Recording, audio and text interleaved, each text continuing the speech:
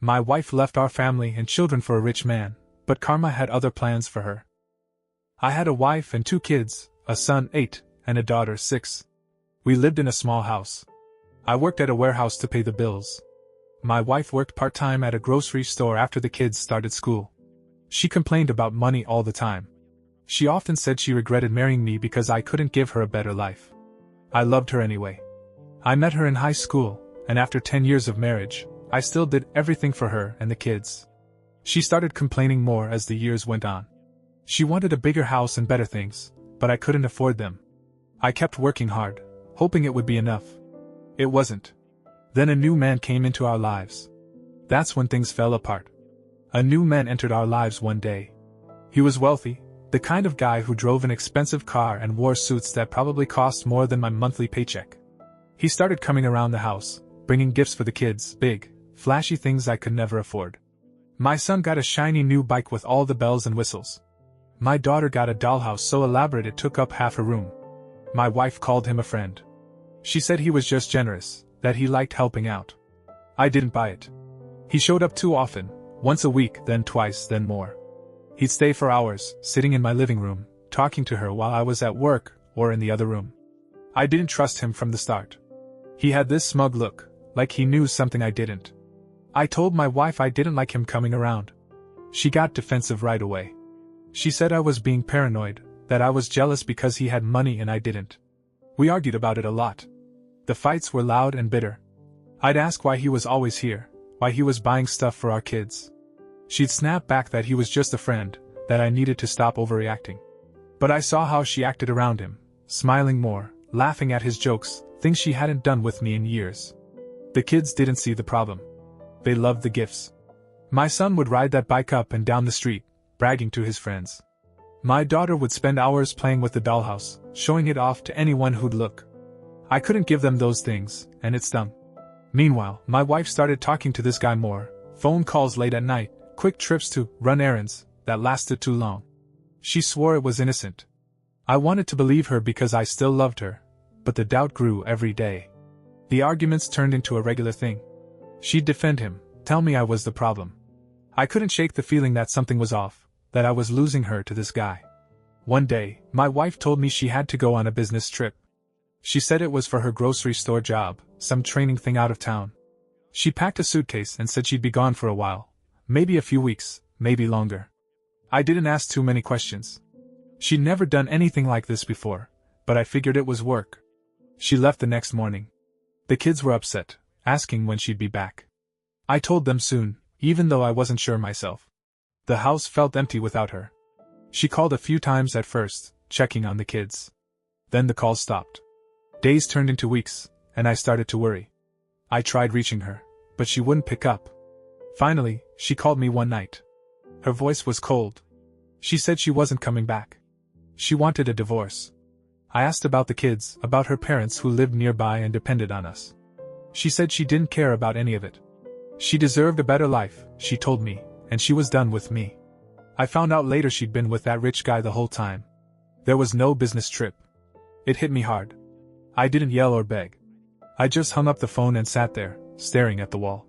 The kids were asleep, and I had to figure out how to tell them their mom wasn't coming home. I didn't sleep that night. I kept thinking about how she'd thrown us away, me, the kids, her own family, for this guy and his money. She didn't even ask about them.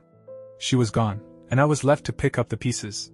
After my wife said she wasn't coming back, I had to keep going. The kids needed me, and I couldn't fall apart. I told them the next morning that their mom was staying away for a while. I didn't mention the divorce yet. They were too young to understand. My son asked why she didn't call. My daughter wanted to know if she'd bring more toys. I didn't have answers, so I just said we'd be okay. I got them ready for school, went to work, and kept the routine going. It was all I could do. Her parents called me a few days later. They were old, needed help with bills and groceries sometimes. I asked my wife about them when she'd called. She'd said she didn't care. I told them the truth, she was gone, and I didn't know when she'd be back. They were hurt, confused. I promised to check on them when I could. I wasn't mad at them. They didn't deserve this either. I took it all on, work, the kids, her family, because someone had to. I didn't chase her. She made her choice. I found out from a mutual friend she was living with the rich guy in some big house across town. She didn't call the kids, didn't check on them. I kept waiting for her to at least reach out to them, but nothing came. I handled it. I got up every day, made breakfast, worked my shifts, helped with homework.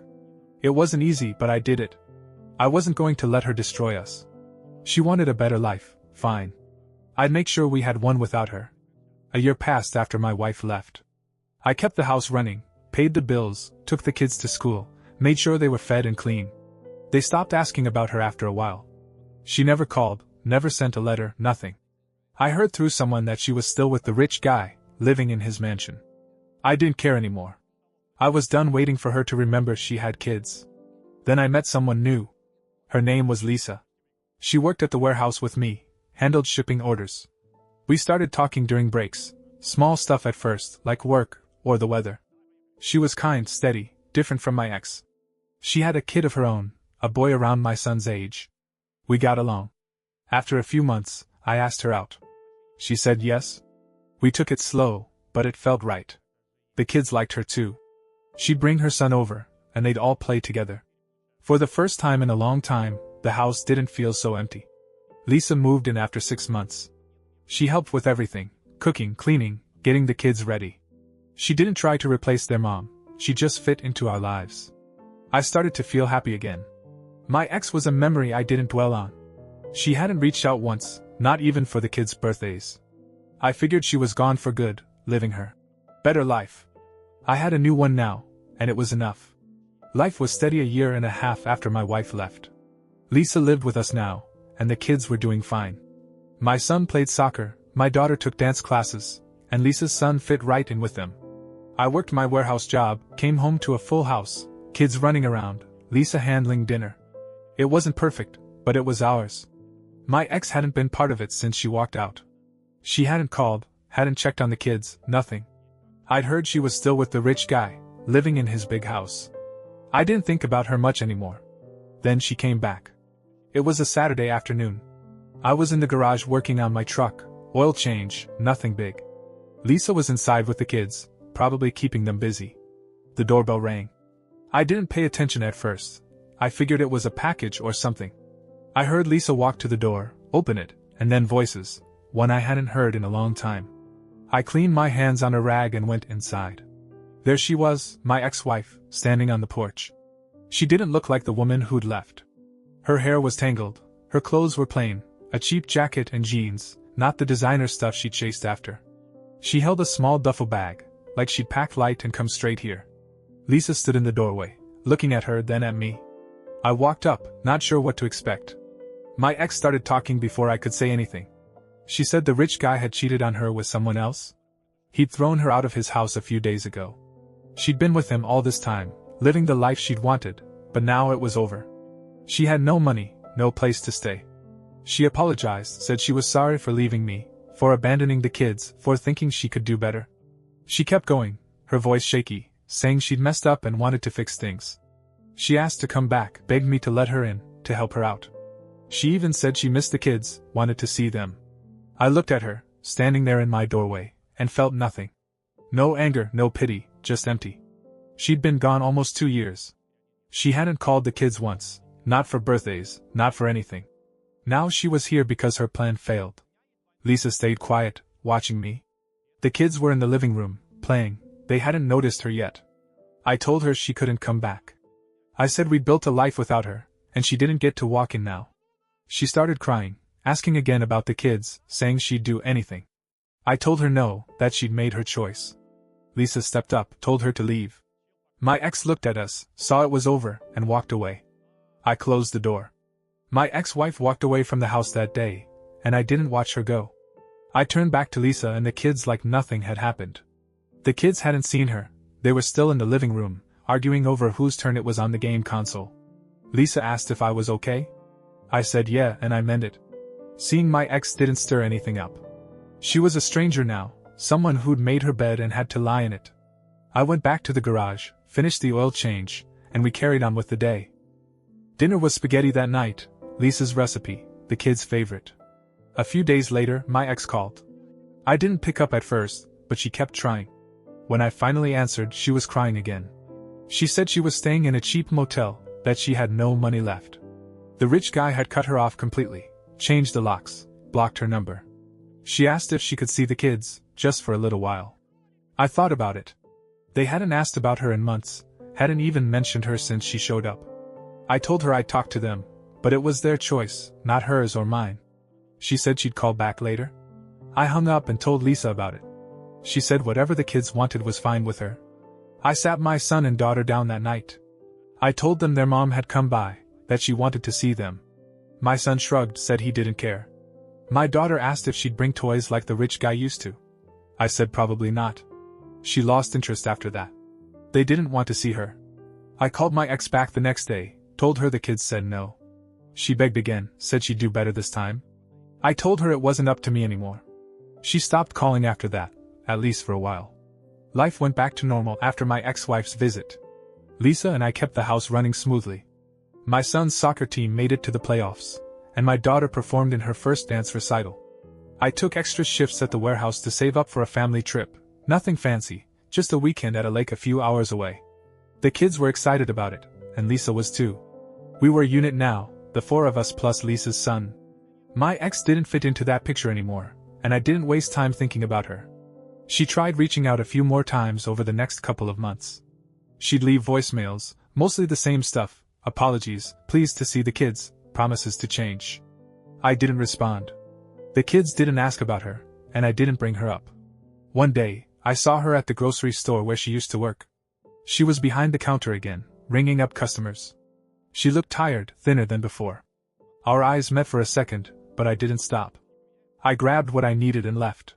She didn't try to talk to me, and I didn't want her to. I heard from her parents later that she'd moved into a small apartment nearby. They said she'd asked them for money a few times, but they couldn't give her much. The rich guy had left her with nothing, no savings, no fancy clothes, just debts she couldn't pay.